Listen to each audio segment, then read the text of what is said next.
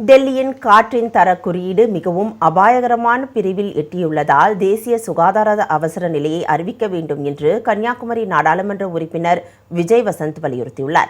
நாடாளுமன்றத்தில் ஒத்திவைப்பு தீர்மானம் ஒன்றை விஜய் வசந்த் கொண்டு வந்துள்ளார். அதில் டெல்லியின் காற்று தர குறியீடு மிகவும் அபாயகரமான பிரிவில் 461 எட்டியுள்ளதாகவும் இது மனித உயிருக்கு அச்சுறுத்தலை ஏற்படுத்தும் என்றும் தெரிவித்துள்ளார். டெல்லி ஒரு விஷவாயு அறையாக மாறியுள்ளதாகவும் கோடிக்கணக்கான மக்கள் நச்சுக்காற்றை சுவாசிக்க வேண்டிய கட்டாயத்திற்கு ஆளாகியுள்ளதாகவும் அவர் வேதனை தெரிவித்துள்ளார்.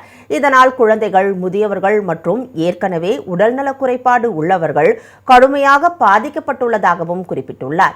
சாலை பராமரிப்பு, தூசு கட்டுப்பாடு மற்றும் கழிவு மேலாண்மையில் கடுமையான குறைபாடுகள் இருப்பதாக காற்றுத்தர மேலாண்மை ஆணையம் அறிக்கை வெளியிட்டிருப்பதை அவர் சுட்டிக்காட்டியுள்ளார்.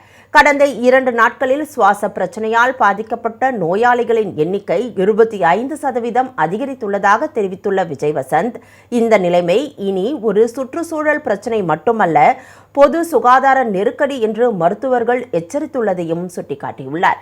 டெல்லியின் காற்றின் தரம் அரசியலமைப்பு சட்டத்தின் 21வது பிரிவின் கீழ் உள்ள வாழ்வுரிமையை மீறும் செயல் என்றும் உடனடியாக தேசிய சுகாதார அவசர நிலையை அறிவிக்க வேண்டும் என்றும் விஜய் வசந்த் வலியுறுத்தியுள்ளார்.